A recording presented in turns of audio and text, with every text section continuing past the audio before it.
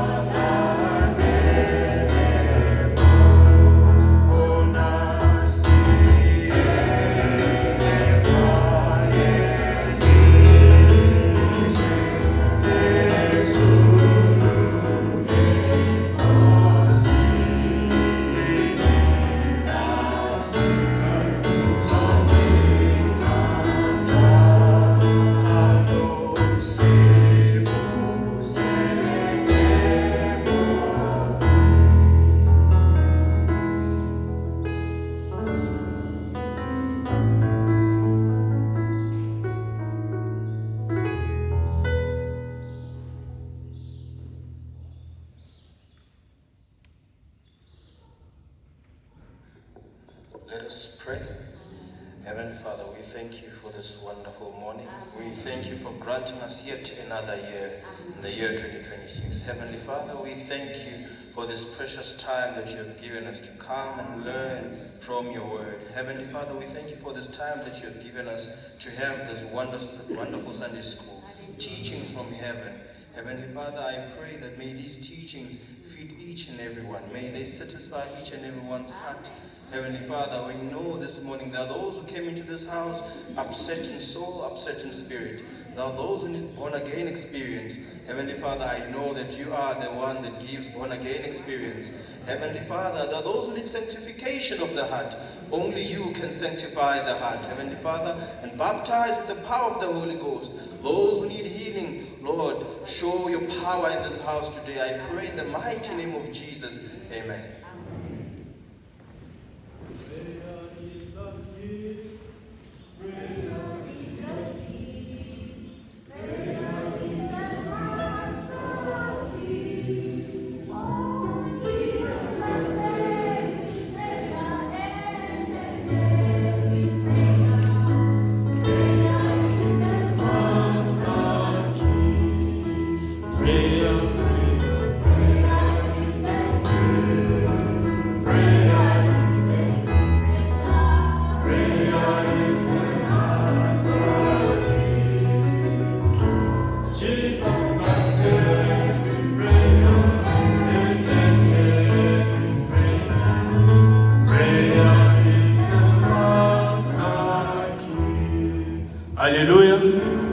Hallelujah.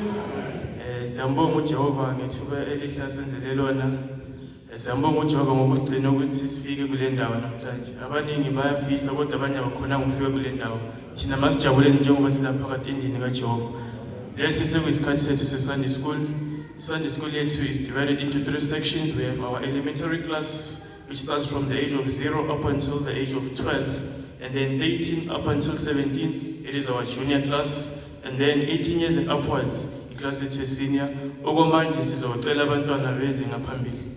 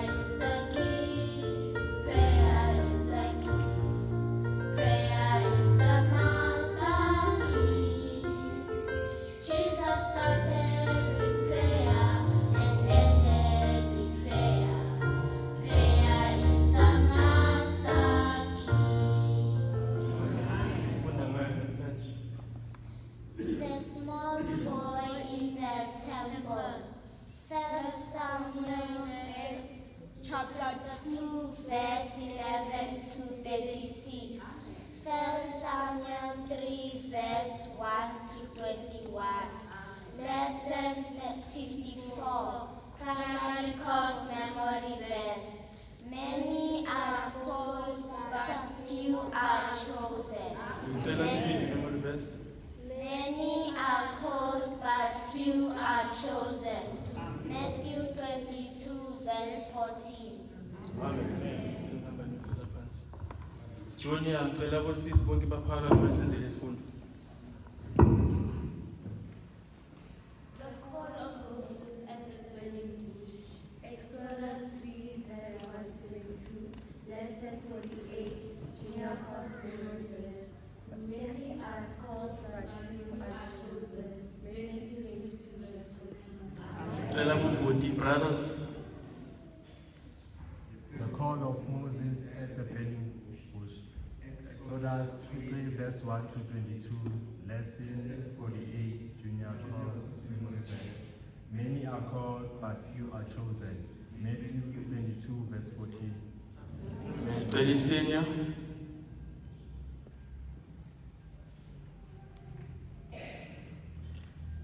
The call of Moses. Exodus 3 verse 1 to 22. Senior course member verse. Romans 11 verse 29. But the gifts and calling of God are without repentance. Munye. Ukubizwa kukaMose egwenzini evuthayo, lesson 48, Exodus 3 verse 1 to 22, senior course member verse, Romans 11 verse 29. Ngokuba ukupha nokubizwa kukaThixo akunakufa. Munye. Kuvitaniwa Musi exihlahleni lexipfulwa. Exodus 3 verse 1 to 22, lesson 48, senior course memory verse. Hikuva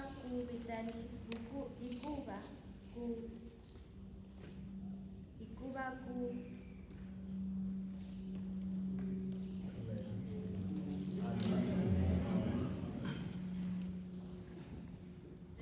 Moses at the burning bush. Exodus 3 verse 1 to 22, lesson 48, senior course memory verse. For the gifts and calling of God are without repentance. Romans 11 verse 29. Ogcina.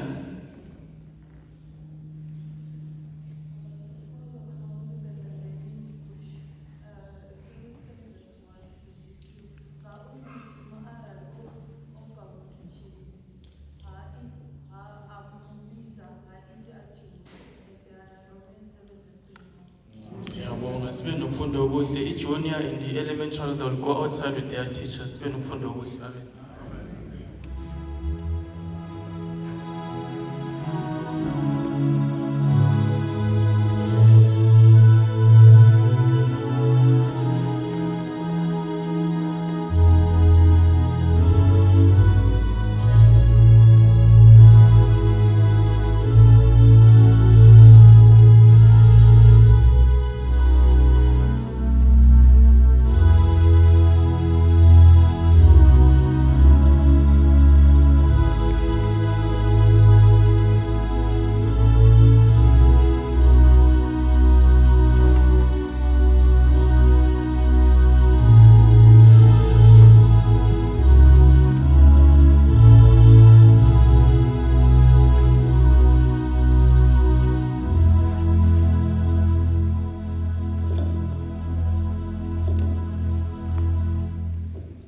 Hallelujah. Hallelujah. We thank God for the gift of life. It is by His grace that we are here. We thank God for the year 2026. There are lots of people who were righteous and who were still very young, who have good plans, and prepared to take this year and move forward, but they did not see this day. May God help us. Amen. We are in the new year. May God help us Amen. to start this year right.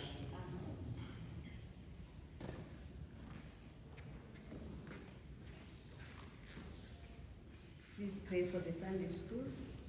Amen. Pray for the teacher. Pray for the interpreter. We are all here to learn. Amen. Let's just remind one another about last week's lesson. Sikhumbuza nini ngesifundo sesonto lidlule? Last week's lesson, Isifundo sesonto lidlule.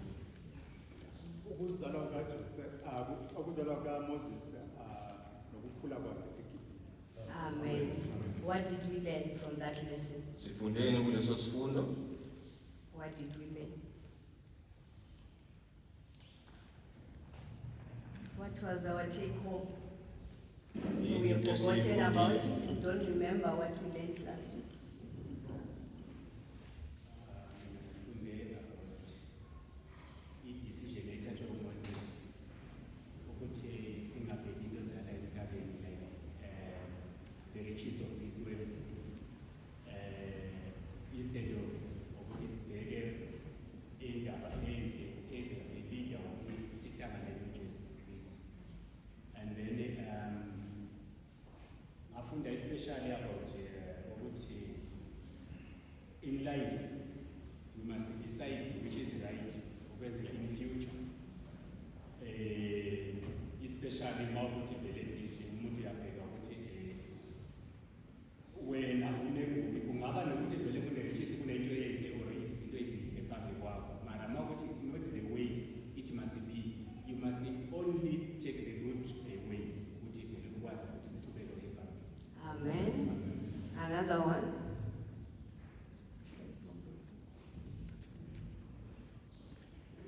Sibona uMoses ulo from Egypt nawa-Israel bala. Then uMoses wadefenda loya we-Israel wabulala u-Egyptian wamngcwaba emhlabathini. Then wabaleka kunelinye ilizwe wahlala about 40 years. And lapho akhona uNkulunkulu wamtraina kakhulu. And then lapho uMoses wabulala lo u-Egyptian azange sazi ukuthi kwenze isono uNkulunkulu because wayidefenda lo mu-Israel. That's why uNkulunkulu ana.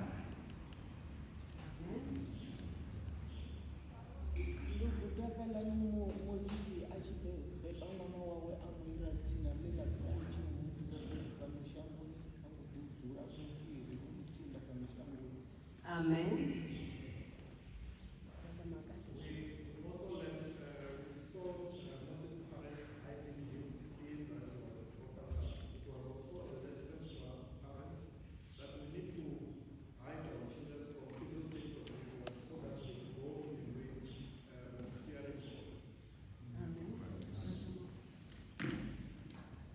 Yeah, like kulesi sifundo sibone uMoses ekhula ngendlela enzima kakhulu.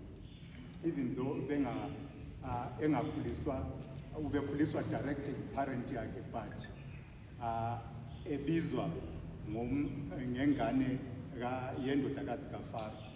But ekukhuleni kwakhe sibone encela ulwazi kumama wakhe. Umama wakhe ubemtshela izinto ezibalulekileyo ngesizwe sakubo saba-Israyeli. Then ukukhula kwakhe sibone ekhula engumntwana omamelayo and enolwazi kakhulu. Amen. Him killing the Egyptian because he was trying to defend in Hebrew, was it right? uMose ebulala uDibhitri ngenxa yokuthi wayevikela umHebheru kwakulungile na? Can we say God was with him there? Yes, it was right. Kufana, for example, this time, this present moment, ngomthetho welizwe. Ngathola, for example, ngathola umuntu kumbe ubrother ngisba. And anganaqala. Let's, for example, nginazo. Ngadula loya muntu, anginaqala. Ngiyadefenda loya muntu. Noma e-court, ngiyaphuma i-discharge. It's not a sin. Killing is a sin before God. Does not matter what kind of reason we have. What Moses did, it made him to lose the trust that he had. So now he was supposed to go and be trained so that he can go out of arrogance. Killing the Egyptian, it was wrong for him. It was wrong before God, and it was wrong also before men. May God help us. Ukubulala kuyisono akukhathalekile ukuthi isimo bani noma uthi uvikela bani. uMose lesenzeka senza kwakuyisono yikho uThixo wamthatha ukuthi ayomfundisa amlolonge iminyaka emide ukuthi amqondise akhiphe lo laka lolo wayenalo. The call of Moses at the burning bush. Ukubizwa kaMose. Our lesson is the continuation from last week's lesson. Isifundo sethu siyaqhubeka sihlangane sixhumane nesifundo esivikela idlule. There is a first level call that has been made by God to each and every one of us in the universe. Kunesigaba sokuqala uThixo ekasibizela kuso kumuntu wonke la emhlabeni jikelele. What is that call? Kuyini The lo one that bizo? is universal to everyone. No one can say I'm not called. Ubizo eliphatha wonke umuntu akekho umuntu ongathi mina angibizwanga. Call to salvation. Amen. The call to salvation, but we start from repentance. Ukubizela Call to emthethweni. repentance. Kodwa iqala ngobizo lokuphenduka. Isaiah 1 verse 18. Let's read that quickly. Isaiah 1 verse 18. Anyone who gets it quick can read. Isaiah 1 verse 18. Izani masikhonisane sodwa. Usho uJehova, nokho izono zenu zibomvu. Ziyakuba mhlophe njengomqwala. Nokho zibomvu-ke. Ziyakuba njengoboya besihlahla. Amen. That is the call to repentance. Yilo bizo lokuphenduka. Everyone is called to repent and come out of sin so that you can receive salvation. Wonke umuntu ubizwa ukuthi aphenduke aphume esonweni ukuthi azuze insindiso. God has made this call to everyone, but people do ignore it. uThixo wenze lolu bizo lilingane wonke umuntu kodwa ke abantu bayaziba. Even those people who do come to church, they do ignore this call. Nabo bantu ababuyayo enkonzweni bayaziba lolu bizo. If you see yourself coming to church, whether you have stand before people and say you are saved, sanctified and baptized with the Holy Ghost, but you still commit those sins that you used to do before, you have not accepted that call of repentance. Uma kuukuthi uyabuya la enkonzweni kodwa ke awuzalwanga kabusha awungcweliswanga awuphiwanga amandla kaBoyingcwele usayenza zona lezi zono zakudala awukalamukeli lolu bizo lokuphenduka. Even when you stand and testify that you are saved, sanctified and baptized with the Holy Ghost, but you still do those sins, you have not accepted that call. You have rejected the call. Noma ungama ufakaza ukuthi uzalwe kabusha ungcwelisiwe uhameswe ngamandla kaMoyingcwele kodwa ke usayenza zona lezono zakudala awukalamukeli lolu bizo uyalinqaba lolu bizo. May God help us. Let's read Exodus 3 verse 1. Our scripture is Exodus 3 verse 1 to 22. That's what our lesson is coming from. Let's read verse 1. Zulu first.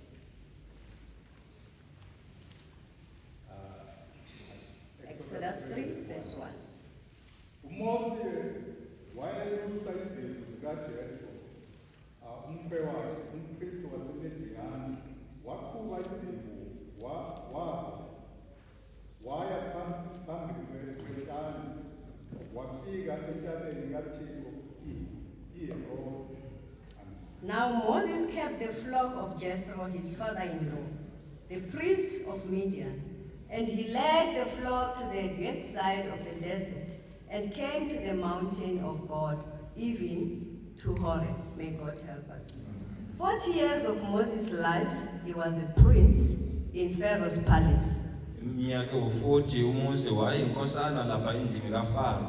He was living in luxury, Ephila impilo emnandi maybe having those servants, enabasebenzi eating good food, edla ukudla okumnandi being protected. evikelele. Now we are coming to the second stage of his life. Singena esigabeni sesibili sempilo yakhe. We see him in Midian. Siyambona la ngaseMidiyani. At this time, it was just now about another 40 years. Ngalesi sikhathi kwakusekudlule iminyaka engu40 He was living in Midian, ephila eMidiyani. no longer in luxury, Engasekho endaweni la enathekezeke khona. and he was a shepherd, Wangumelusi not of his sheep, kodwa engalusi izimvu zakhe but of his father-in-law's sheep, kodwa elusa izimvu zikamkhwe wakhe. his father-in-law's flock, Izimvu zikamkhwe wakhe not his own. wakungasizona At this ezikaMose. time, he had nothing of his own. Ngalesi sikhathi wayengenalutho okungokwakhe. Only the wife that was given. and the children. Wakunkosikazi nje kuphela lo aphiwa yena nabantwana. It was tough. Wakunzima. May God help us. This was the school that God had made Moses to go through. Wakuyisikole la uThixo wangenisa uMose ukuthi adlule kusona. When God has a project for us, Uma uThixo enomsebenzi ngathi He put us into a school. usingenisa esikoleni. Having three spiritual experiences is not enough. Ukuba namanyathelo amathathu kamoya akwanele. Yes, that is what we must have so that God can start using us. Yebo yiko lokho esifanele sibe nako ukuthi uThixo aqale ukusebenzisa. But we need to go to another kind of school. Kodwa sifanele siye kwenye inhlobo yesikole. And that school there's no luxury on that. Kuleso sikole akunakunethezeka neze. Some is the school filled with sicknesses. Abanye isikole esigcwele ukugula. Some is the afflictions, Abanye isikole esigcwele ukuvukelwa. sorrows, Inhlupheko. poverty. Ukuswela. We can name them. Singakubala. May God help us. As Christians, we have to know that when we are called and we have accepted that call and received that salvation, that is not the end of it. We don't have to sit down and expect to be loved and expect to be cared for. We don't have to expect good things from people, but we must look up to God and be the vessel that God can use. NjengamaKristu uma sizalwe kabusha singabhekeleli ukuthi sizawuthandwa wonke umuntu sizawuphila kahle sinethezeke kodwa sifanele siqhubekele phambili siphile impilo njengoba uThixo ekayibhekelele kithina ukuthi aqale ukusebenzisa. The school of experience is not to kill anyone, Isikole solwazi akusiyisikole sokubulala umuntu, but it makes sure that the pain gets rid of that arrogance. kodwa esokuthi lokubuhlungu obuzwayo kukhiphe lenkani ephakathi. It weakens the self-efficiency, Iyenza ubumina bube buthakathaka. so that now that is getting rid of and you only know that you are nothing without God. Ufike esigabeni ukuthi konke lokho kuyakhishwa bese ube nolwazi lokuzwisisa ukuthi awulutho uThixo engenawo. Back in Egypt when Moses was still the prince, eGibhithe uMose yaseseyinkosana. when he found those two people fighting, Uyathola lamadoda amabili belwa. by then when he killed that Egyptian, Lapho sekabulala lo mGibhithe he thought he was defending his Hebrew. wayecabanga ukuthi ulwela umHebheru wakho. He thought he was doing right. Wacabanga ukuthi wenza ukulungile. Took things into his own hands. Wathatha indaba ezandleni He zakhe. got physical, Walwa ngezandla zakhe. and that has led him to what we see today. Yikona okumfikise kule ndaba esiyibona namhlanje. God can call you uThixo angakubiza and maybe give you a vision about what purpose He has called you for. funa mhlawumbe akubonise isibonakaliso sesizathu ukuthi ukubizeleni. You don't have to act upon it. Awufanelanga usebenzise ulwazi lwakho. Wait upon the God's time. Mela isikhathi sikaThixo. God's time is the best. Isikhathi sikaThixo isona And He's going to do it His own way. Futhi uzakwenza ngendlela yakhe. You don't have to fight for a position. Awumelanga ulwele isikhundla. And may God help us. As children of God, we must know our purpose. We must know the purpose of God about our lives. uThixo asisize njengabantwana bakaThixo asazeni isizathu seimpilo zethu nenjongo kaThixo ngeimpilo emaqondana nempilo. Know your calling. Lwazi ubizo lwakho. God cannot hide it from you. uThixo akayi kukufihlela But lona. we don't know because we don't pray and ask God, what is your purpose for my life in this world? Asilwazi ubizo lwethu nenjongo yeimpilo zethu ngenxa yokuthi asikhuleki asimbuza uThixo ukuthi injongo yempilo yami We kuyini. end up sinning. Sigcina sisenza izono, We fight people. silwisa abantu. May God help us. Uthixo asisize. David was anointed king, uDavide waqotshwa ukuba inkosi, but he was not appointed a king. kodwa wangabhekwanga ukuba He inkosi, was anointed kodwa waqotshwa. and he had to wait upon God's time. Wafanele ukulindela isikhathi sikaThixo. From the time he was anointed ukusukela lesikhathi agqotshwa ngaso We still remember he went and stayed in Saul's house, playing for Saul. siyakhumbula wayehlala endlini kaSawule emkhalisela amaqhaqa uSawule. And then we saw him fighting Goliath. Sambona yelwa noGoliath. And from then, the schooling starts. Ukusukela lapho isikole He saqalisa. was a fugitive, Waba umuntu running obalekayo. away from Saul. Ebaleka uSawule. Saul wanted to kill him. uSawule efuna And ukumbulala. there was an opportunity when David could have killed Saul, but he did not. Lalikhona ithuba ukuthi uDavid angambulala uSawule kodwa akakwenzanga. May God help us. He waited upon God's time. Walinda lesikhathi sikaThixo. It is about 12 to 15 years Umnyaka from the time he was anointed iminyaka engu12 ukufika ku15 isikhathi sidlule la yagqotshwe khona. until he was appointed the king of Judah. Uze kufike isikhathi la wabekwa inkosi yakwaJuda. May God help us. And God wanted his people to worship and honor him, uThixo wayefuna abantu bakhe ukuthi bamkhonze bamdumise. and he wanted to teach them how to worship them. Wayefuna ukubafundisa indlela yokumkhonza. That way, he had a way that he worked out on how he's going to deliver those people from the hands of Egyptians. Ngaleso sikhathi wayenalo icebo nendlela yokuthi uzabakhulula kanjani abantu bakhe esandleni samaGibhithe. By using his mighty hand, Esebenzisa isandla sakhe. so that no one would claim to have been delivering the children of Israel. Ukuthi kungabikho umuntu ozathi nguyena okhulule ama-Israyeli. God does not show his one, does not share his glory with anyone.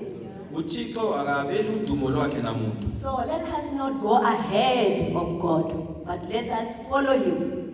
Manje kasingahambeli uThixo phambili kodwa ke ngasimlandele. Let us wait upon his instructions. Silindele imiyalo yakhe. May God help us. Let's read verse 2 and 3. Zulu. Verse 2. Wabonakala kubuye ingilosi kaJehova elangaleni lomlilo phakathi kwesihlahla. Wabuka bheka isihlahla sivutha umlilo. Kepha isihlahla singapheli. 3. Wathi uMose, ake ngiphambuke ngiye ngibone leso sibonakaliso esikhulu kuba isihlahla asishi ngani. Amen. And the angel of the Lord appeared unto him in a flame of fire out of midst of the bush. And he looked, and behold, the bush burned with fire, and the bush was not consumed. Verse 3.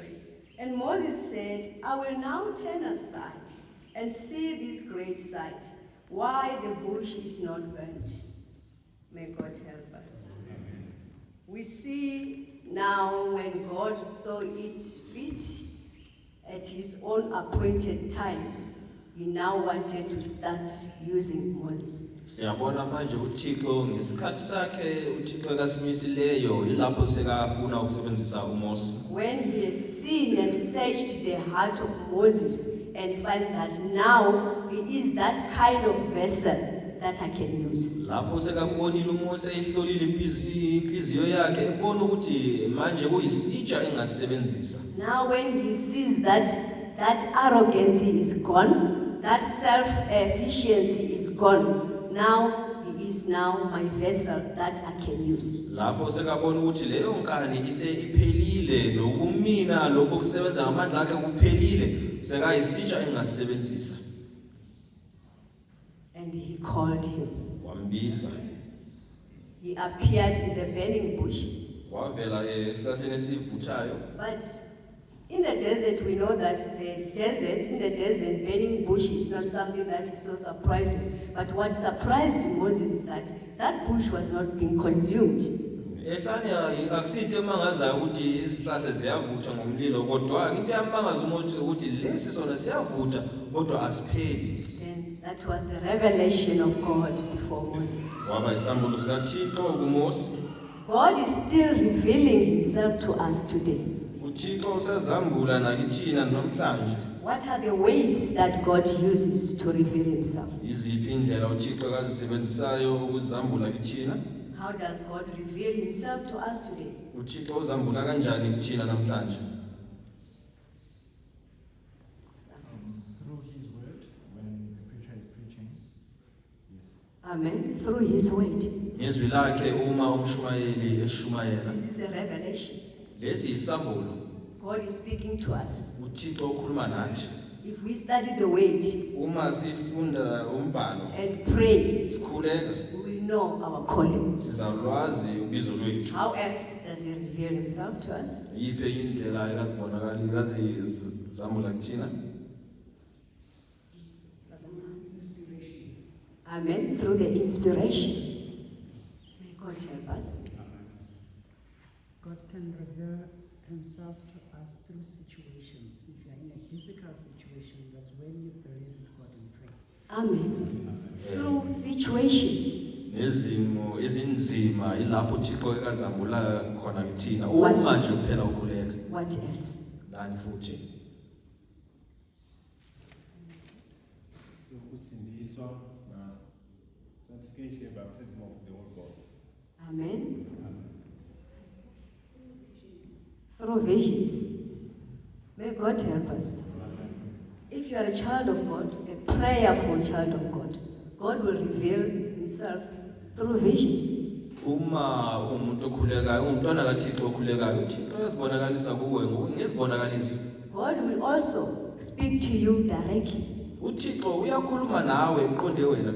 Here after Moses has turned, God called Moses and said, Moses, Moses. Lapho uMose kaphendukile uThixo wambiza athi Mose, Mose. He can still speak to us today. Namhlanje We angakhuluma can nawe. hear him telling us messages today. Singamuzwa esinikeza imilayo yakhe namhlanje. But we have to have the senses, spiritual senses that are enabled. Kodwa sifanele sibe nemizwa kamoya esebenzayo. You won't hear him with your physical ears. Awuyi kumuzwa ngendlebe You yakho won't see lenyama him with your physical eyes. noma umbone ngeso lenyama. But we have to have our spiritual senses enabled. Kodwa sifanele imizwa yethu kamoya ibe We ivusiwe. should be Christians who are in a state wherein when God speaks to you at any moment, you will hear him. Ufanele ube ngumKristu osesimeni sokuthi uThixo uma ekhuluma nawe isikhathi siphi nasiphi uyamuzwa. But God talks, God speaks to us, but we don't hear. Why? Kodwa uThixo uyakhuluma, ekhulumisane nathi thina asizwa kungani na? Why? Kungani singamuzwa? Why don't we hear him? Kungani singamuzwa uThixo? We are saying we have 3 spiritual experiences, but he Yes. speaks to us and we don't hear. Why? Yebo siyasho ukuthi namanyathelo amathathu kodwa ukhuluma nathi thina simuzwa. Kungani kunjani?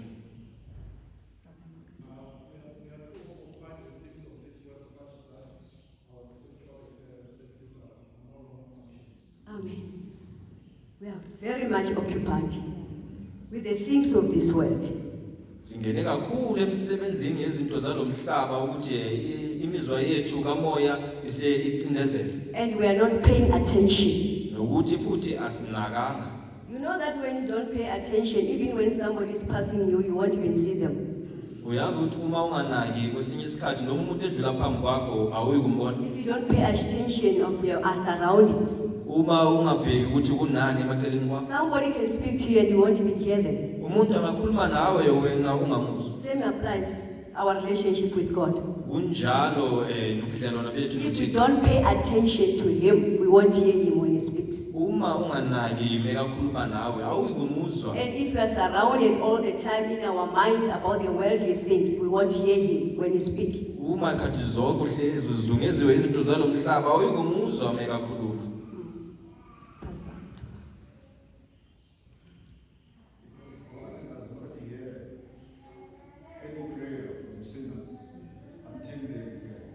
Amen. Ngokuba uThixo akazwe umthandazo wesono kufika esigabeni lapho aphenduka khona. Amen. May God help us. Let's continue. Verse 3 and 4. Verse 3 and 4. What ake ngiphambuke ngiye ngibone lesi sibonakaliso esikhulu kuba isihlahla asishi ngani. Verse 4. uJehova sembonile ukuthi uphambukile ukuya kubuka, uThixo wambiza ephakathi kwesihlahla wathi, Moses, Moses, wathi ngilapha. Verse 5. Verse 5. Wathi ungasondeli lapha, khumula izicathulo zakho ezinyaweni zakho, ngokuba indawo omi kuyo ingumhlabathi ongcwele. Amen. And God said he saw that Moses is paying attention. And he said, he called and said, Moses, Moses. And Moses said, here am I. Lapho uThixo bona ukuthi nangu Mose sekabhekelele ukukhulu wayembiza athi Mose, Mose. uMose waphendula athi ngilapha. God wants us to pay attention to him. uThixo ufuna simnake. Let us get rid of all the distractions that comes from the affairs of this world. Asikhipheni zonke izinto ezingasikhipha endleleni, izinto zonke zalomhlaba. And we will hear him speak. Sizamuzwa uThixo uma ekhuluma. May God help us. Amen. And Moses said, here am I. uMose wathi ngilapha. He answered the call. Waphendula ubizo. How do we answer the call? Siphendula njani ubizo? How do we answer God's call? Soluphendula kanjani ubizo lukaThixo? What is it that we do to show that we are answering his call? Kuyini lokho esikwenzayo ukubonisayo ukuthi siyaphendula ubizo lukaThixo? Amen. Humbleness. And then? Repenting from our sins and doing the right. Amen. Repenting from our sins and do that which God wants us to do. Ukuphenduka ezonweni zethu siyenze intando kaThixo. Let us repent. Asiphendukeni. Let us repent. Asiphendukeni. We have been here since 1960. Soloko silana kusukela 1960. Others will say we are born in the gospel. Abanye bethi bazalelwe evangelini. It is not about that. Awuyi ngaleyo ndlela. Have you repented from your sinfulness? Ingabe uphendukile ezonweni zakho? Are you a vessel that God can use today? Ingabe uyisitsha uThixo angasebenzisa namhlanje? May God help us. Amen. Let us continue. And verse 5, and he said, draw not nigh hither, put off thy shoes from off thy feet, for the place whereon thou standest is holy ground. Verse 6, moreover he said, I am the God of thy father, and God of Abraham, the God of Isaac, and the God of Jacob. And Moses hid his face, for he was afraid to look upon God. May God help us. He was told not to draw hither, but to put off his shoes from off his feet, for the place whereon thou standest is holy ground. May God help us. Where else do we find the words like this? Lamazwi anjengalawo ukuthi le sihlabathi kuso singcwele sikuphi la siwathola khona futhi? About the hallowed ground. Who else was told such words? Bani watshelwa amazwi anjengalawo?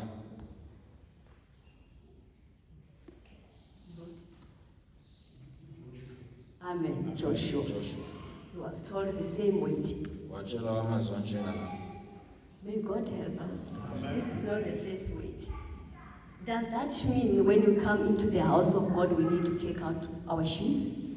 Lokho ingabe kusho ukuthi uma siza endlini kaThixo sifanele sikhumule icathulo? What does it mean to us today? Kusho ukuthini kithina namhlanje? This lesson is for us today. We Yes. have to find what we learn from it Yes. and apply it into our lives. So let us bring it to us. Lesi sifundo esethu namhlanje kufanele sizuze okuthile ngokwezimpilo zethu namhlanje. Funeka mangabe singena endlini kaJehova sizihlanze. Amen. We need to cleanse ourselves when we come into the house of the Lord. We need to reverence where there is the presence of God. Wherever we meet to worship God, that is a holy place. And we need to treat it as such. Lapho siza phambi kukaThixo la sihlangana khona noThixo kuyindawo engcwele sifanele singene ngokuzithoba nokwesaba uThixo. It can be here in the temple. Kungaba kulana phakathi It ethempelini, can be at the tent, mhlawumbe phakathi kwethente, somewhere during the revivals, kwindawo thizeni la in our houses, when we are having our family worship. lapho siba nesikhathi sokukhuleka We njengomndeni. are meeting there to worship God. Sihlanganyela lapho And ukuthi we sihlangane expect the presence of God to be there. sibhekelele ukukhona kukaThixo. So we kube must treat those places and reverence them. They are sacred. indawo ezinjalo sifanele siye ngokuzithoba nokwesaba ngoba zingcwele. Reverencing God means the first thing, no sin. Ukuzithoba nokwesaba uThixo usho ukuthi into yokuqala No akusidingeleki sin. isono. When we get into this temple, to come to church, God expects us to be repentant people. Uma We sizangena are already repented from our sins. Even though we are still seeking salvation, you know that I'm no longer in sin. I've forsaken my sins, but I'm seeking salvation. into yokuqala mawuzongena kule tempeli ngoba uyazi ukuthi uyohlangana noThixo, uyaphenduka ezonweni zakho. Noma ke ungakazalwa kabusha, uyaphenduka uwazi ukuthi ngiphila impilo okwamanje angenzi isono. That is reverencing God. And we should dress in a manner that shows reverence. Yikona lokho kumesaba uThixo nokugqoka kwethu akube ukugqoka okumesabayo uThixo. We know sin is about the heart. Siyazi ukuthi isono sisenhlizweni. That's where it starts. Yilapho And siqala if you have khona. repented from your sins, even the way of dressing should change to show that you are really going to the house of God. Uma uphendukile ezonweni zakho, ngisho nokugqoka kwakho kufanele kubonise ukuthi wena usuphendukile uya endlini kaThixo. There are things that people do that shows that we don't reverence Him. Kunezinto abantu abazenzayo ezibonisayo ukuthi abamesabi uThixo. Or the places wherein we know that His presence is there. Funa mhlawumbe indawo la sazi ukuthi ukukhona kukaThixo kulapho. What are those? Kuyini zona lezo zinto? Things that shows that we are disrespecting God or we don't reverence Him. Izinto ezibonisa ukuthi siyamdelela uThixo asimhloniphi. Coming to church late. Ukuya enkonzweni. There is an appointment that says we start at 8 with prayer.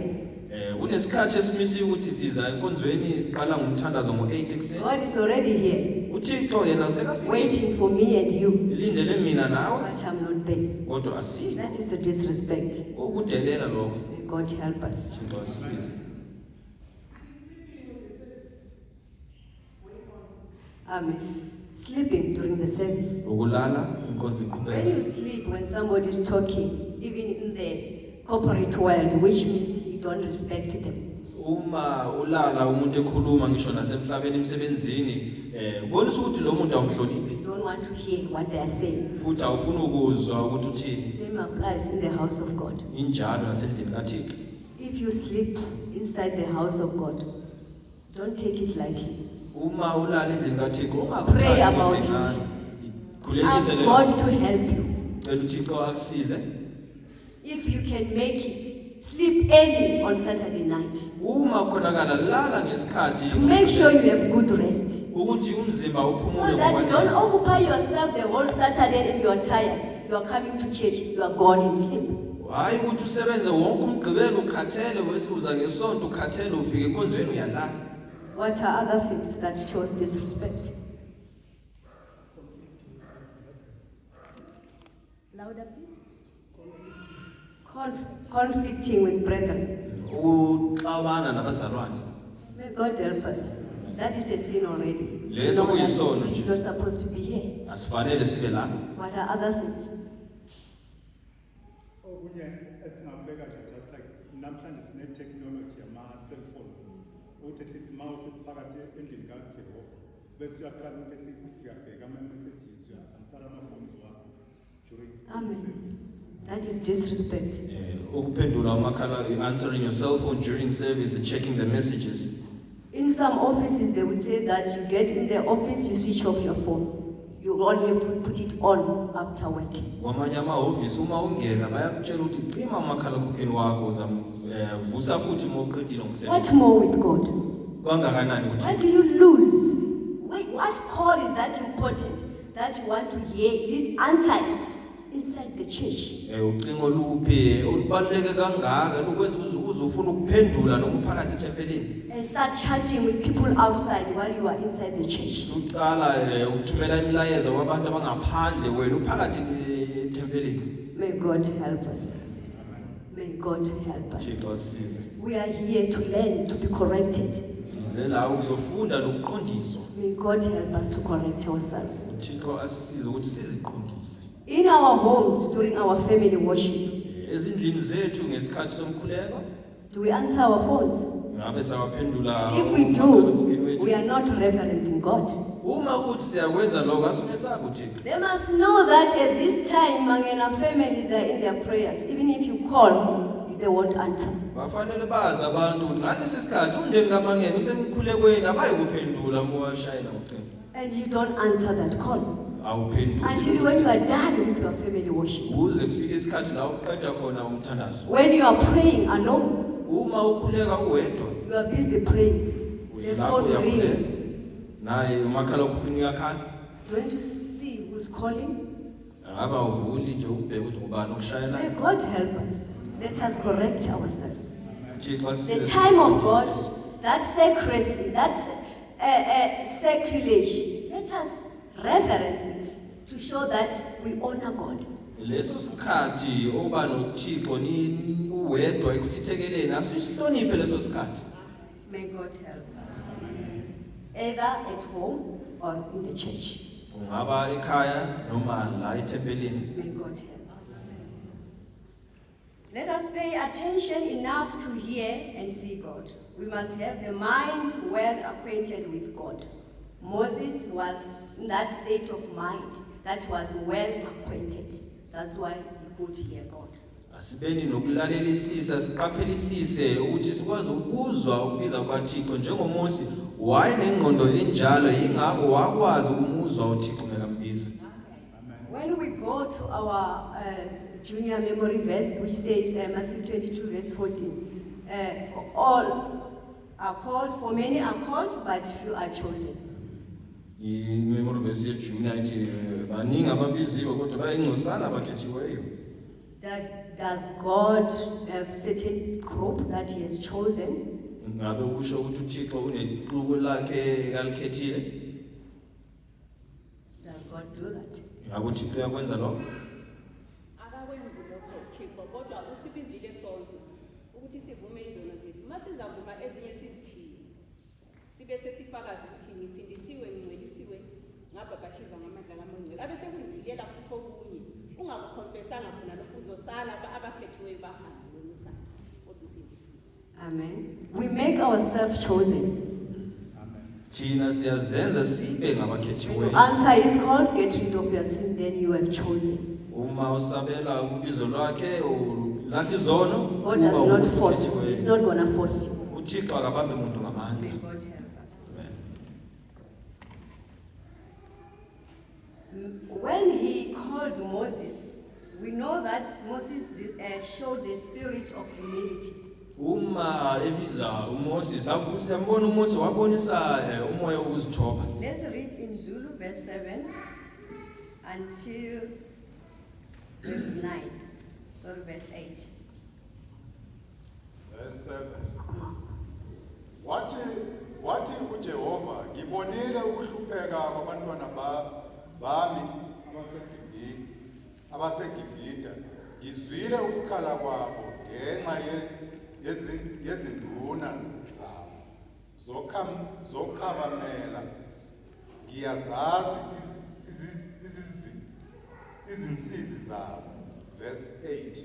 Ngehlile ukuba ngibakhiphe esandleni sabaseGibhita, ngibakhuphule kulelozwe, ngibayise ezweni elihle elikhulu, ezweni elivame ubisi nezinyosi, endaweni yamaKhenani namaHithi nama-Amori namaPerizi namaHivi namaJebusi.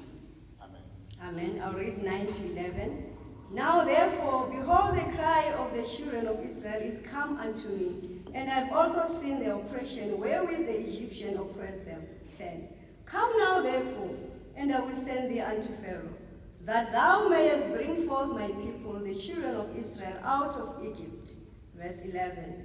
And Moses said unto God, Who am I that I should go unto Pharaoh, and that I should bring forth the children of Israel out of Egypt? May God help us. Amen. The first thing that we see there on verse 7 is he says, I have surely seen the affliction of my people which are in Egypt, and I have heard their cry by reason of their taskmasters, for I know their sorrows. May God help us. God sees what we are going through. uThixo uyabona izimo esidlula kuzo. God He hears when we cry. uThixo uyezwa uma sikhala, And He knows of all our sorrows. futhi ke uyazi zonke izinsizi zethu. And He will come at our defense. Uza kuza ezosivikela. May God help us. He has seen the afflictions of the children of Israel. Uzibonile izinsizi zabantwana He has bakaIsrael. heard their cry. Uzwile ukukhala He kwabo. knows the sorrows that they are going through. Uyazi izimo ezinzima abadlula kuzona. Now He said to Moses, I am come so that I can deliver them. Manje utshela uMose ukuthi ngizile ukuzobakhulula. But He's going to use Moses. Kodwa uzosebenzisa uMose. Don't think that when people are afflicting you, when you are going through sorrow, God is not seeing. Ungacabanga ukuthi abantu uma bekuvukela uba nezinsizi uThixo akakuboni lokho. Just stay there. Hlala lapho kuleso. Hold on. Bambelela. Hold fast to that word of God. Bambelela uqinise ezwini Don't think likaThixo. of defending yourself. Ungacabanga ukuzilwela. It does not matter. It does not worth it. You have the defender. Who is God? uNguThixo. God defend those who cannot defend themselves. uThixo umela labo abangakwazi ukuzimela. But those who think they can fight for themselves, God does not get near. Kodwa labo abacabanga ukuthi bona bangazilwela uThixo akasondeli. May God help us. Here we hear Moses saying that, Who am I that I should go unto Pharaoh? Lapha sizwa uMose athi ngingubani mina ukuthi ngiye kuFaro. Who am I? Ngingubani mina? It's no longer that self-sufficiency Moses who said, I'm going to defend my people. Akasaseyilo yaMose nosebenzisa amandla akhe athi mina ngiyakulwela amaHebheru akithi. God resisted the proud and give grace to the humble. uThixo uyazonda abaziphakamisayo kodwa uyanikeza umusa kwabathobikileyo. Let's read James 4 verse 6. James 4 verse 6.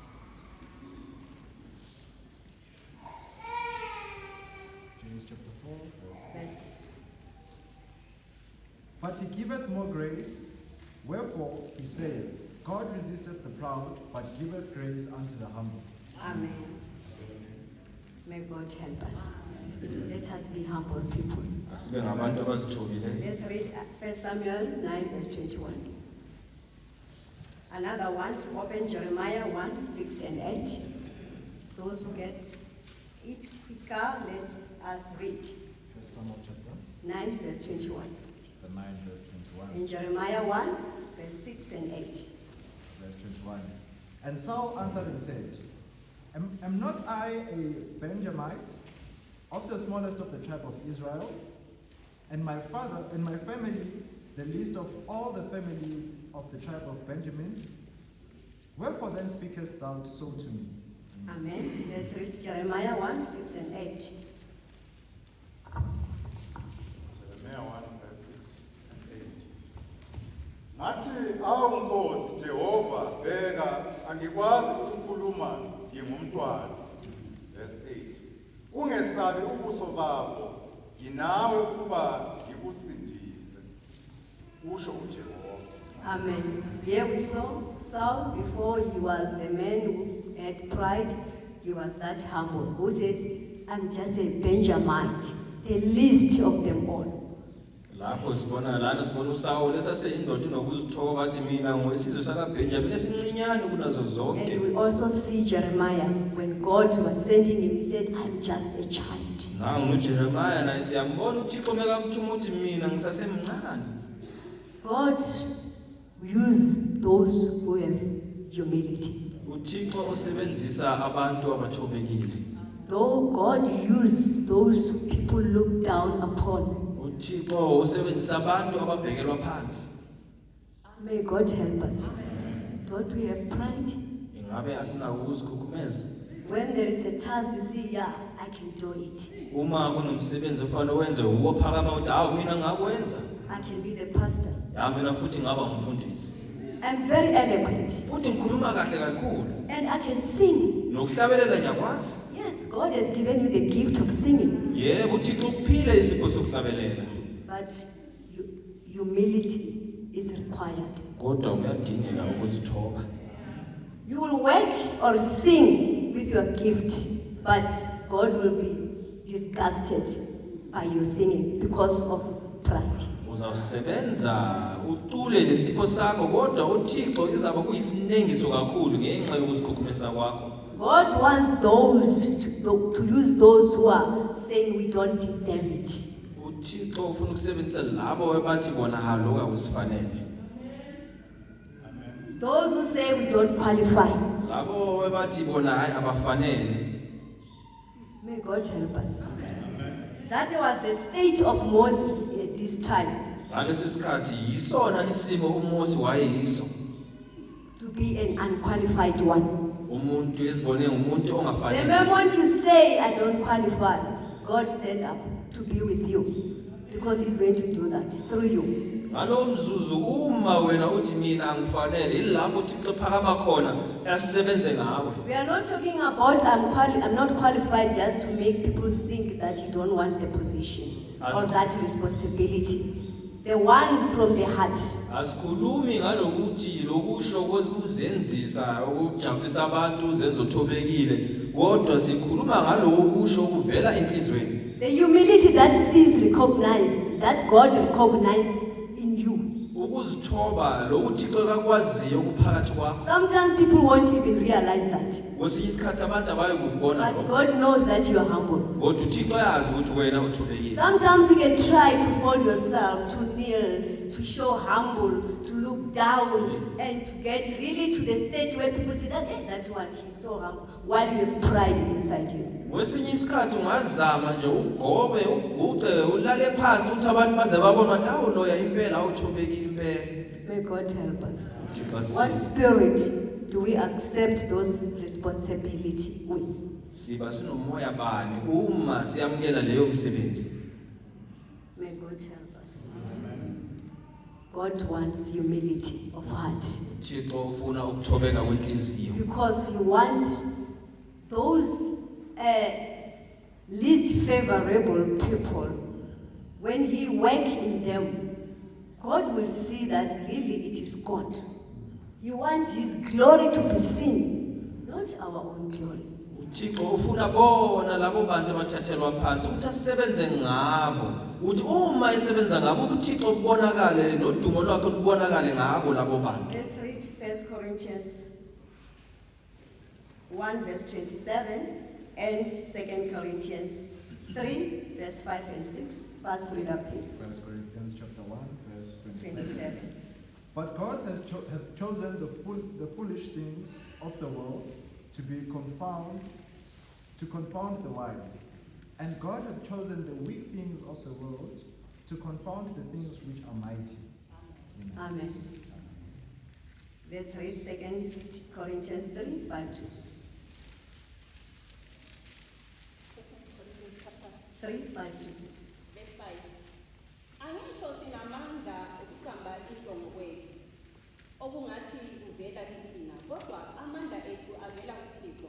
Verse 6. Osenzileyo sibe namandla okuba izikhonzi zesivumelwano esitsha singesizo ezegama kodwa ezomoya ngokuba igama liyabulala kodwa umoya uyaphilisa. Amen. Not our own sufficiency, but God's sufficiency.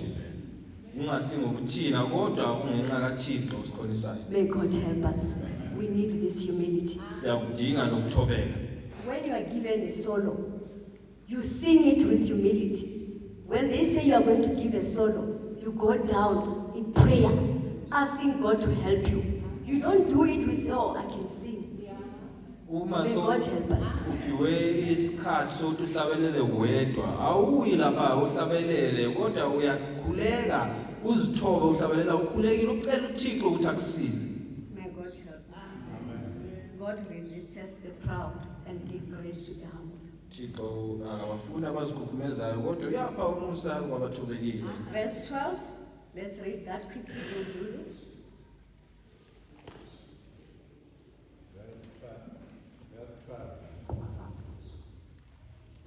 Wathi ngiyakuba nawe lokhu kuza kuba isibonakaliso kuwe sokuthi ngikuthumile nxa ubakhipha abantu eGibhithe ngiyakumdumisa uThixo kule ndawo. Amen. Verse 12, and he said, certainly I will be with thee. And this shall be a token unto thee that I have sent thee. When thou hast brought forth the people out of Egypt, ye shall serve God upon this mountain.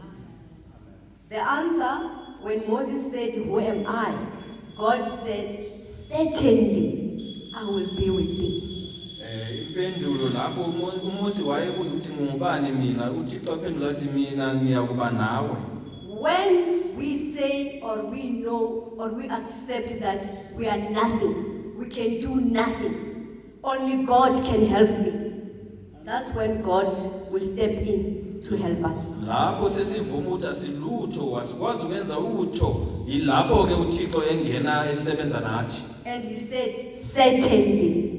Uthi uba lesiqiniseko uyaqinisa. He's going to use his mighty hand. Uthi uzawusebenzisa isandla sakhe esinamandla. May God help us. Thixo asize.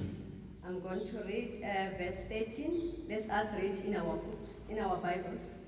And Moses said unto God, behold, when I come unto the children of Israel, and shall say unto them, the God of your fathers has sent me unto you, and they shall say to me, what is his name? What shall I say unto them? 14. And God said unto Moses, I am that I am. And he said, that was the answer, that I am that I am. Yeah. All in all. Impendulo umeyabuza athi ngizathi ungubani lo Thixo ngithumile uThixo athi nginguye enguye. And he said, thus shalt thou say unto the children of Israel, I am has sent me unto you. Verse 15. And God said moreover unto Moses, thus shalt thou say unto the children of Israel, the Lord God of your fathers, the God of Abraham, the God of Isaac, and the God of Jacob has sent me unto you. This is my name forever, and this is my memorial unto all generations. Verse 16. Go and gather the elders of Israel together, and say unto them, the Lord God of your fathers, the God of Abraham, of Isaac, and of Jacob, appeared unto me, saying, I have surely visited you, and seen that which is done to you. May God help us. Amen. God is telling Moses what he needs to do. uThixo utshela uMose ukuthi ufanele ayenzeni. And he is instructing him on what to do. Umnikeza nemithetho ekafanele ayenze. Remember the state which Moses left Egypt. Ikhumbule lesimo uMose aphuma eGibhithe ngaso. He has killed someone. Ubulele umuntu. He destroyed the trust. Uchithile ukuthembeka. Remember, by the time he ran away, he was trying to separate, to reconcile the two Hebrews who were fighting. Nikhumbule lesikhathi umebaleka wayezama nje ukubuyisela lamaHebheru amabili wayelwe. And the other one said, you want to kill me and like you did to the Egyptian. Omunye waphendula wathi nami ufuna ukungibulala njengalo mGibhithe wambulala. Even when Moses was trying at the first instance to recall or to try to fight for the Hebrew, but the Hebrews were not appreciating it. No. They were not going to accept him just like that. He has broken their trust. Noma iqaleni wayezama ukubalwela amaHebheru kodwa abamthembanga babangeke bamamkele ngaleso simo ngenxa yokuthi abangasamthembi. But they respected and trusted upon the God of Abraham. Kodwa bathemba bahlonipha uThixo kaAbraham. That's why he said, tell them that the God of Abraham, your father Abraham, Isaac and Jacob has sent me. Inga uThixo emtshela uMose athi batshela ukuthi uThixo kaAbraham, uIsaac noJakobe uye umthumile. May God help us. God is still speaking to leaders today. uThixo usakhuluma nabaholi namhlanje.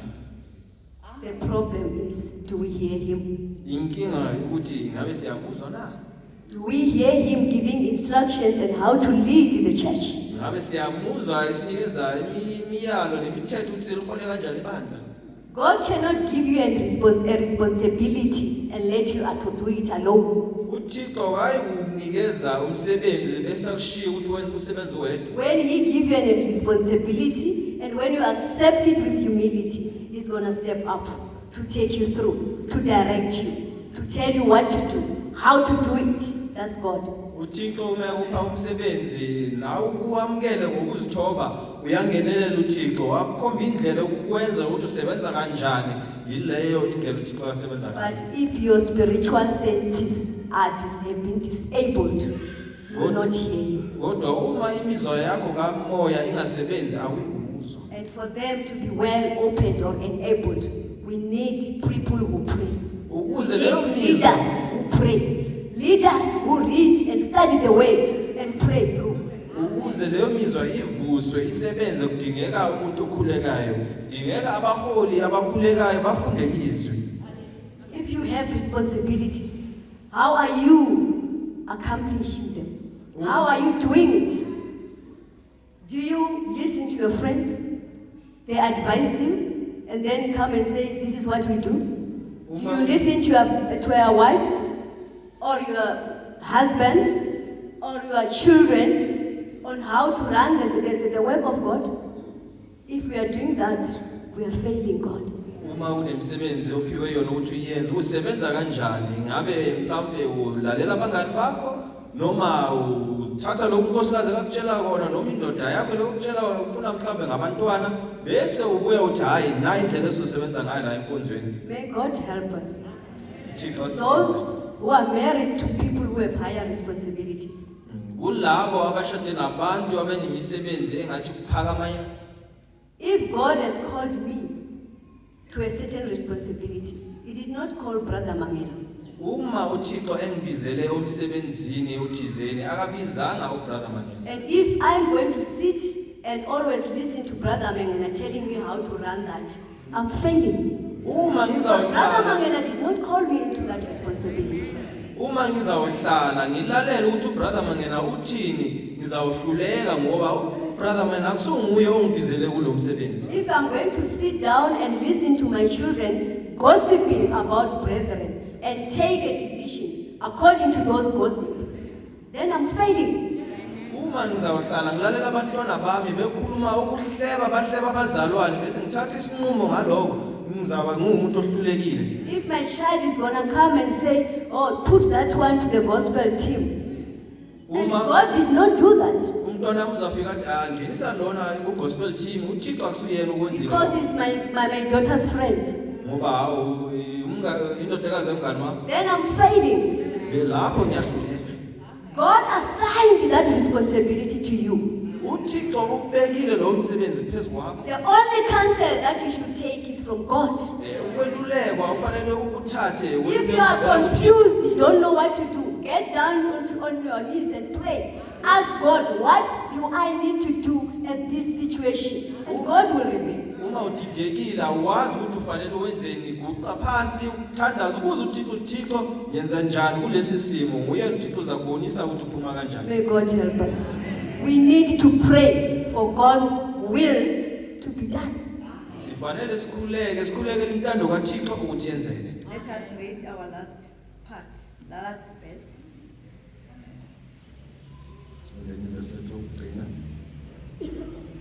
Let's read verse 20 to 21. Just in Zulu, our time is gone. Ngiyakukwelula isandla sami ngibulale eGibhita ngesimangaliso zami zonke engiyakuzenza phakathi kwalo emva kwalokho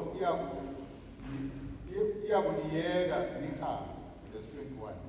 Niyakubekezela laba bantu umusa emehlweni abaseGibhita. Uyakuthi nxa nimuka aniyikumuka ningaphethe lutho. Verse 22, but every woman shall borrow of a neighbor and of her that sojourneth in her house jewels of silver and jewels of gold and raiment, and ye shall put them upon your sons and upon your daughters, and ye shall spoil the Egyptian. God promised Moses that he's going to deliver them. He even foretold him that Pharaoh is not going to easily accept what you are saying. I will have to perform laws of judgment to them, that at last they will allow you to go. And when you shall go, you are not going to go empty-handed. You shall borrow. And borrow does not mean that they are going to return it back. They are taking what is due unto them. They have been servants unto the Egyptians for a long time. They deserved the reward. So God is saying, you shall borrow, and they will give unto you. You won't live empty-handed. May God help us. uThixo uyamtshela uMose njengoba athembisile ukuthi uzabakhulula. Umtshelile futhi athi uFaro akayikuvuma nje, kodwa ke ngizawuthuma izimiso zami ukuthi azanikhulule. Uyabatshela futhi ukuthi nizawucela igolide lelo bayakunikeza ngoba lelo golide igolide elibafanele babe yizigcili besebenza lapho bayakukhululwa abayokahamba bengafumbathanga utho ezandleni zabo. Joel 2 verse 25, our last verse. Joel 2 verse 25. Joel 2 verse 25.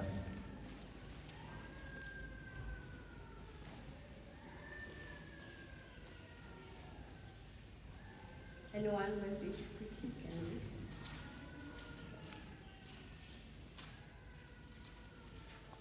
Joel chapter 2 verse 25, I'll read. And I will restore to you the years that the locust has eaten, the cankerworm and the caterpillar and the palmer worm, my great army which I sent among you. And ye shall eat in plenty and be satisfied, and praise the name of the Lord your God, that he hath dealt wondrously with you. And my people shall never be ashamed.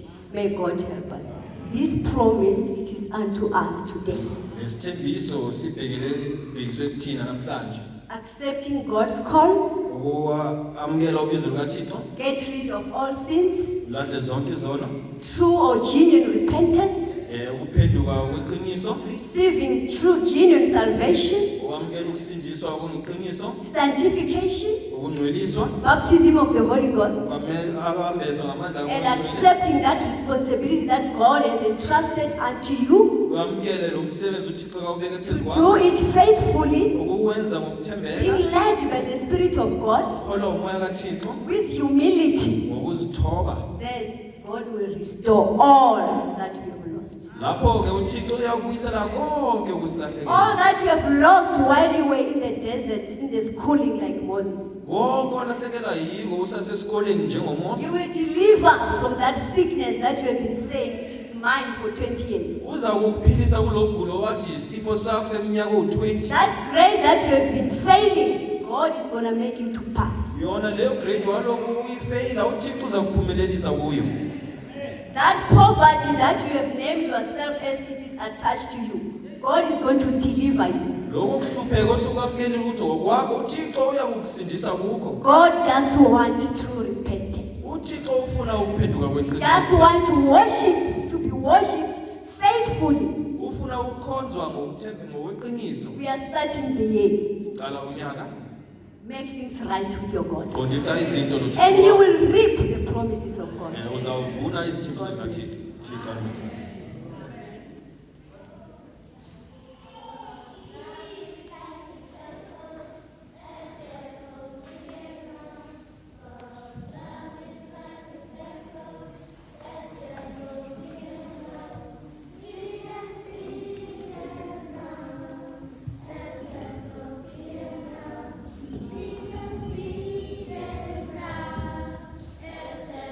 Begin round,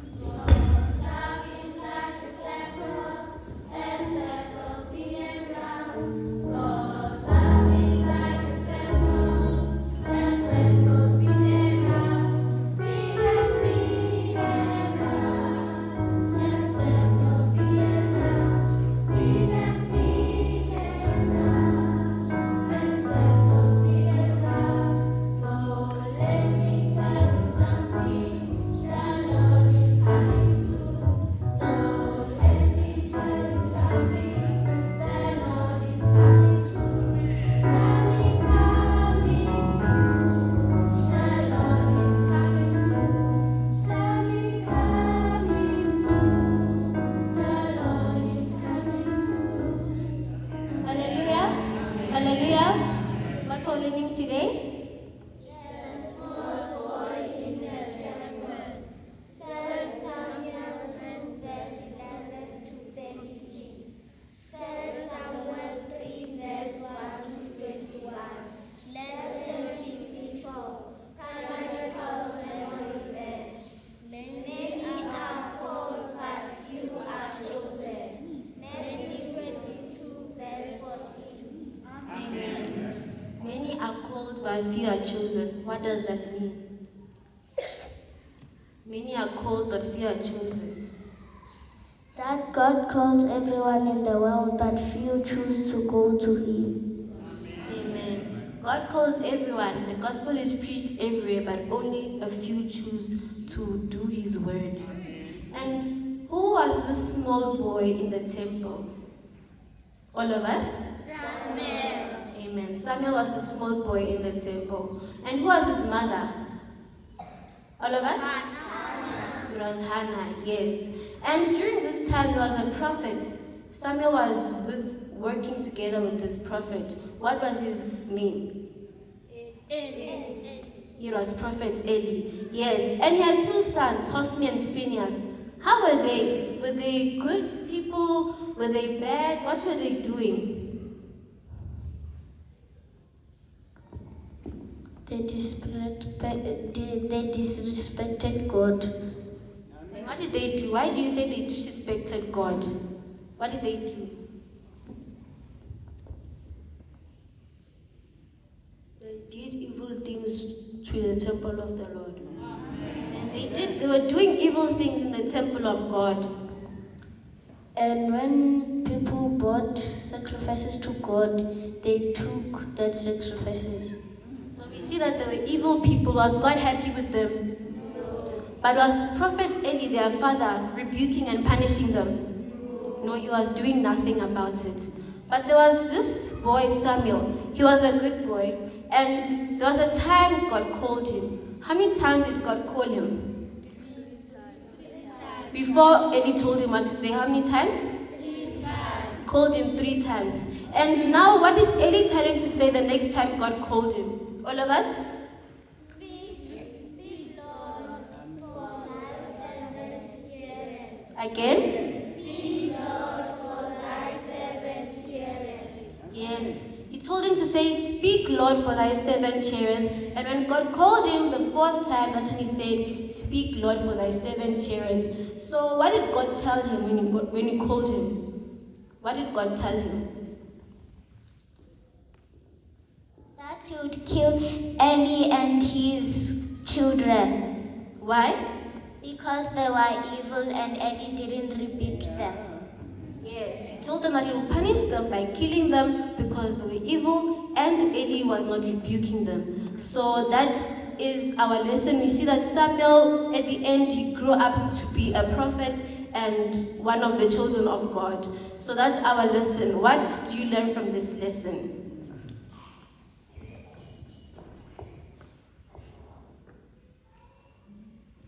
I learned to be like Samuel. I learned that if I do bad things in the temple of the God will punish me. I learned to trust God and love God just like Samuel. I learned to listen in the house of the Lord. I learned to be good in the house of God. I learned to not disrespect God. I learned to obey God's rules. I learned to listen to my parents. I learned that if we do bad things, our parents must punish us. I learned to listen to God. I learned to respect God. I learned to obey God. I learned to be like Samuel. I learned with God anything can happen. I learned to believe in God. I learned that God is with me. I learned to give praise and encouragement like someone. I learned to obey the temple of God. I I learned to go to church every single day. You don't punish God. I love God. I learned not to disrespect God in His house. I learned that in the house of the Lord we worship. I learned to obey God. I speak. I learned to respect God. I learned that with God everything is possible. That's the end of our lesson.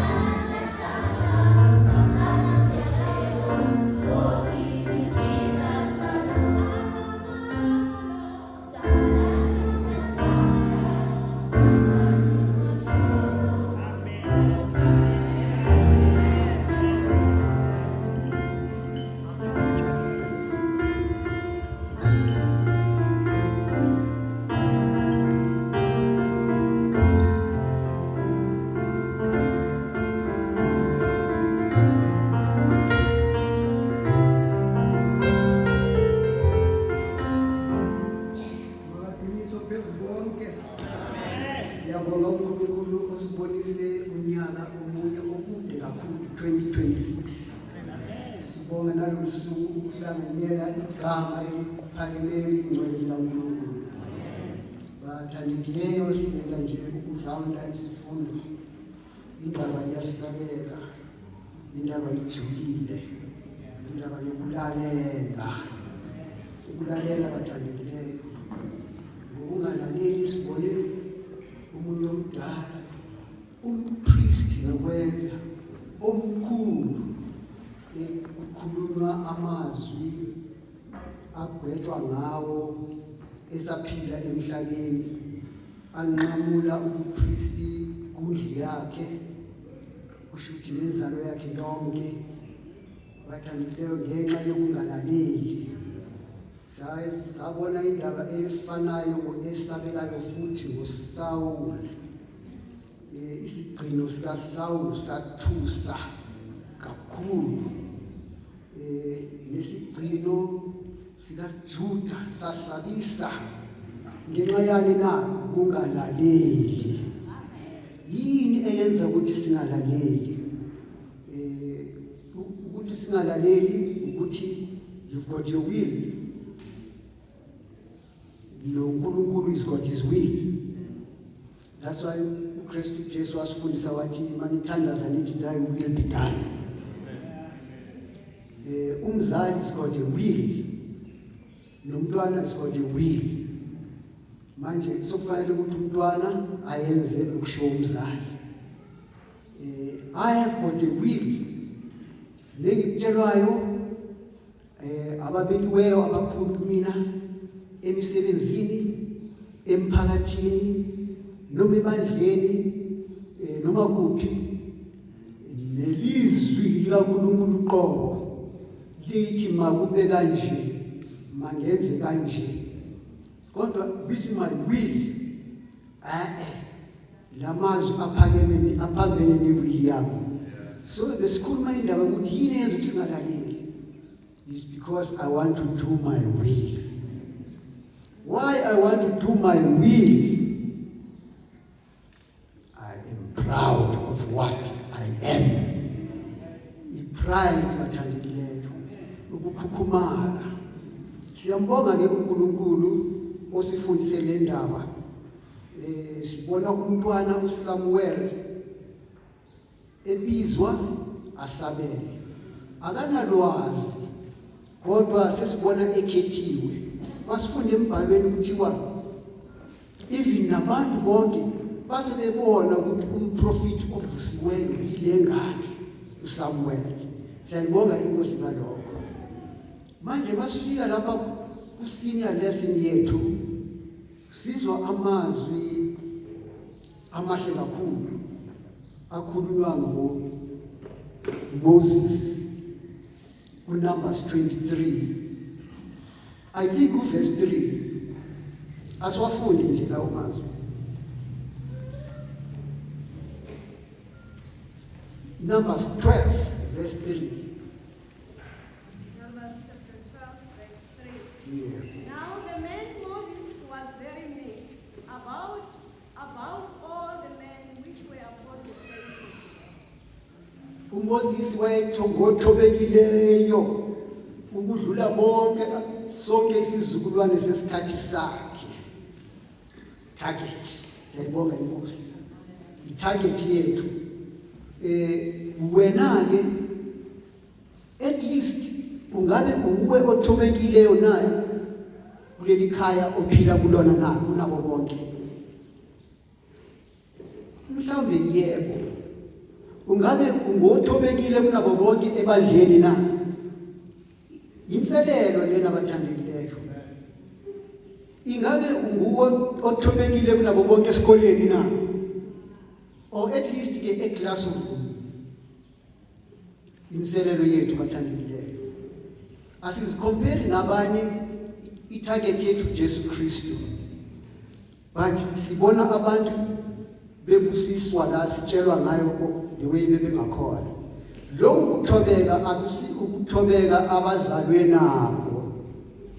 Ukuthobeka ozalwe nabo akubalwa. Our righteousness is like filthy rags. Akubalwa. Lokhu ukuthobeka azithobe ngakho uMoses. That's why kuyabalwa. Wayethobekile kunabo bonke lesizukulwane sakhe. The way ezithobe ngayo khona. Abantu abathobekile kulula kubona ukuzwa izwi likaNkulunkulu. That's why sithole indaba emangalisayo. Ama-Israel ayabulawa. But uNkulunkulu ngokuthanda kwakhe uMoses ukhuliswa ama-Israel, Egyptians. But ama-Egyptians ayabulawa, ama-Israel ayabulawa. Bona laba bababulalayo bakhuliswa yibo. And ufanele akhuliswe yibo. There's something very good uNkulunkulu ayilandile e-Egypt for Moses. Ufanele akhuliswe endlini kaFaro.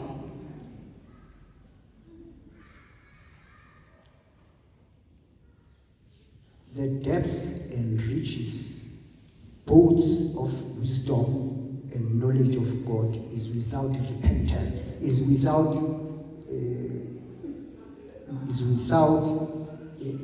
comparison. That's why ama judgment kaNkulunkulu ajulile ayapasa. What sikhuluma ngani la? Siqala la speak indaba just nje two sentences. uMoses makakhuliswe amaGibhithe. Ayofunda ukubhala makabonke phezu konke. Uzobhala iGenesis, Exodus, Leviticus and Deuteronomy, which was the Bible God.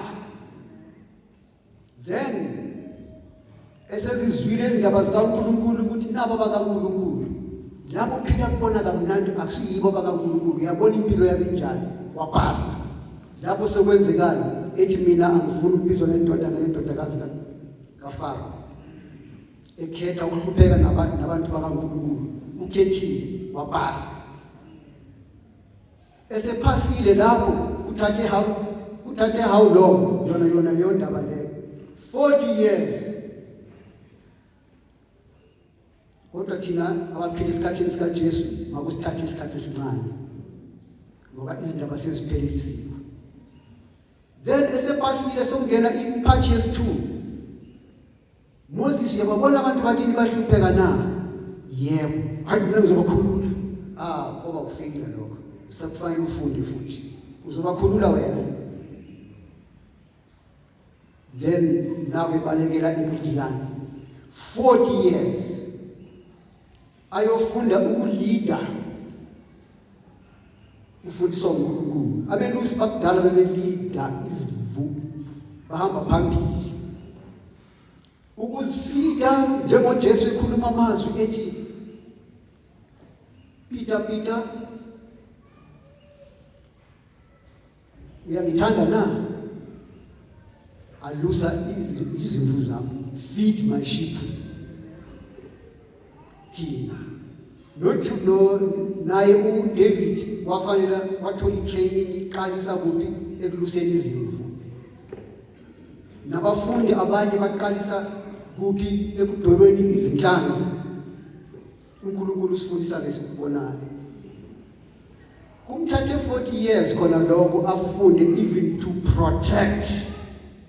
Makabongo phezulu to protect izimvu lezi. NjengoDavide wabulalibhere wabulalibhubesi. So manje uNkulunkulu usehlangana naye ukhuluma naye amazwi. Nako kuhle fanele kwenze. Uyayibona lento uyayezwisisa ukuthi uyazi umuntu ozithobayo ufundile ukuzithoba. Uyayibona lento angeke akwazi ukuyenza. Akafanele ukuyenza. uNkulunkulu wamnisa isibindi wathi ngizoba nawe surely uzopasa. Emthemba uNkulunkulu semthemba wakholwa. uNkulunkulu uzoba nami. uNkulunkulu uthi ngizopasa ngizobuya nabantu la sizokumkhonza. Yiko lokho. Bahathi. The way ufunda ukuzithoba ngakhona ufunde lokulalela. Usekwazi ukuzwisisa ukuthi manje mina olwami uhlangothi uNkulunkulu bethu uthuma mina. What is my part? Ngizoqalaphi? Wabheka wathi manje kulungile. NoFaro ngizopasa njengoba ushilo uNkulunkulu okay. But abakithi aba-Israyeli abakithi ngizobatshela ukuthi ngihlangane noNkulunkulu wawobaba. uNkulunkulu kaAbraham, kaIsaac, uNkulunkulu kaJacob. Babengibuza bethi ungubani? Ngizothi ungubani. Glory to God for that. Umuntu olalelayo uma ethunywa okwazi ukuthi abheke ukuthi konje njengoba ngithunywa kufanele ngiqale kuphi. Masibe abantu abanjalo nathi bathandekileyo. uNkulunkulu esihola ngamazwi akhe masibone njalo ukuthi njengoba izwi selikhulume kanje mina ngiqalaphi. uNkulunkulu wamtshela ukuthi sibatshela ukuthi unguye I am that I am. Yes, uye siyambonga uPhezulu. Uzinto zonke ezintweni zonke ongahlulekiyo umnikazi. Then indaba yazwisiseka. Why uMoses manje ezwisisa le ndaba? Kungoba akafuni ukuhamba ngokwakhe ukubona nangokwakhe ukwazi. Masenze njalo nathi. Asingahambi ukukhulumela uthisha kakhulu wonderfully ngiyamdumisa uNkulunkulu lesifundo esisiphiweyo. uNkulunkulu makandise kwande nasezindlebeni zethu kuyongena ezinhliziyweni zethu. Siyenze lento ukuthisha eyambulele uNkulunkulu yambulele umntana wakhe ukuthi makakhulume amazwi ngale ndlela. Masingahambi ngokwethu ukwazi, singahambi ngokwethu ukubona nangokwethu ukucabanga uze wadlulisela ukuthi nangoku-advise kwabanye. It's okay, siyayizwisisa impela injalo. Ezintweni zonke masibuze intando kaNkulunkulu. Banqoba iJericho, great city. Hardly a month banqotshwa i-Ai. small town. Ababuzana intando kaNkulunkulu before be-acheka i-eye. Niyayazi indaba. Makadunyiswe namandla wonke. So, ngezikhathi zonke masibuze intando kaNkulunkulu. Ngicela ukukhumbuza everyone ekufundile kulesi sifundo. Nguthisha Elenila nabazalwane abaphendukileyo. Kuthiwa why singezwa uNkulunkulu mayikhuluma nathi. I love that answer. uNkulunkulu makangisize ihlale enhlizweni yami.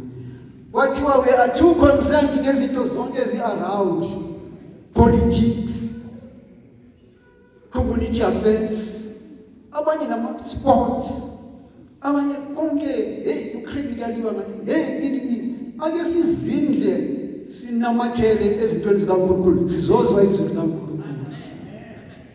uMoses kade hamba kulesipora sokubuza ezintweni zonke ubuza intando kaNkulunkulu.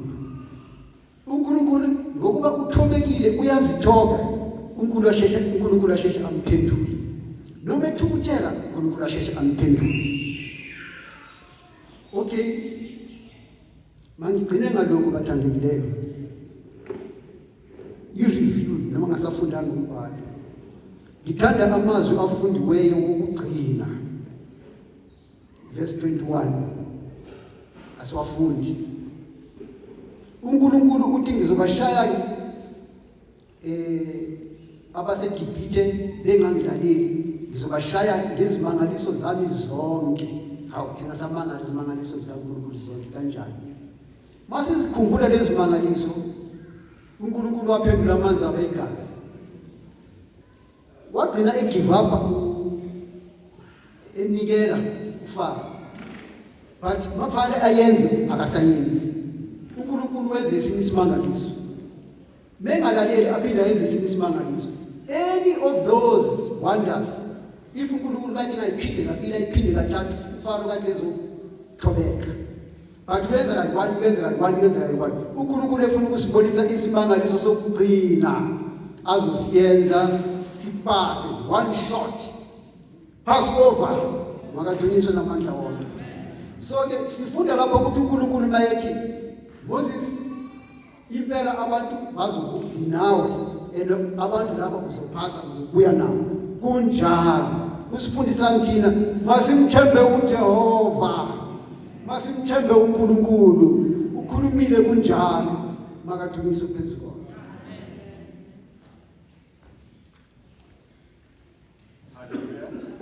Sizovula icilongo levangeli number 79. Sizosukuma sonke sivule 79 icilongo levangeli. Ngingendwe emoyeni wami, ilizwi lakho Nkosi, sengilambele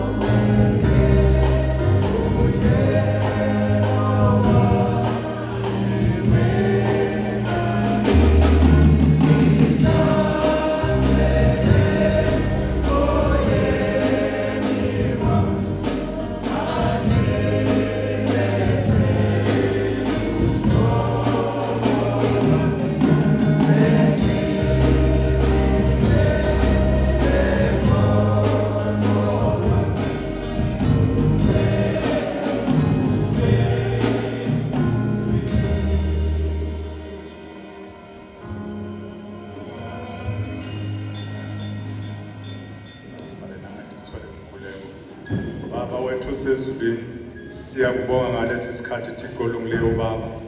Njengoba Baba sizwile Baba kusande sikhulu Thixo olungileyo Baba, ukuthi kufuneka Baba sizithobise Jehova olungileyo. NjengoMose Thixo olungileyo Baba wazithoba ngaso sonke Baba isikhathi Thixo olungileyo Baba. Silamlele Baba ngalesi sikhathi Thixo olungileyo Baba. Susa Baba ukuqonda kwethu Thixo olungileyo Baba. Makwenziwe Baba yakho Baba intando phakathi nakwethu Thixo olungileyo Baba. Oh Nkulunkulu wami, Nkulunkulu nomsamo, Nkulunkulu nothando Baba. Uthe lapho Baba ukubuthene khona ababili nabathathu ngegama lakho wena Baba ukhona. Siyazi Baba ukhona Baba phakathi nakwethu Thixo olungileyo Baba. Senzele Baba ukulunga Jehova. Oh Nkulunkulu wami, Nkulunkulu nomsamo, Nkulunkulu nothando Baba. Oh siza Baba ngalesikhathi Thixo olungileyo Baba. Zala kusha Baba ungcwelise Baba uyembese Baba ngamandla kamoya. Oh Nkulunkulu wami, Nkulunkulu nomsamo, Nkulunkulu nothando Baba. Siyabonga Baba ngaso sonke Baba isikhathi Thixo olungileyo Baba. Oh Nkulunkulu wami, Nkulunkulu nothando Baba. Mawenziwe Baba yakho Baba intando Thixo. Oh Jehova olungileyo Baba. Wena Baba uyizolo Baba namhlanje naphakade. Okungenzeki kubantu Baba kuye kwenzeka Thixo olungileyo. Oh silamlele Baba ngalesi sikhathi Thixo olungileyo Baba. Sibafuze Baba basendule Thixo olungileyo Baba. Oh sihambe Baba izinyathelweni zabo Jehova olungileyo Baba. Oh siyakubonga Baba ngalesi sikhathi Thixo olungileyo Baba. Senzele Baba ukulunga Baba. Sibonga konke Baba ngelihle Baba igama lomsindisi wethu.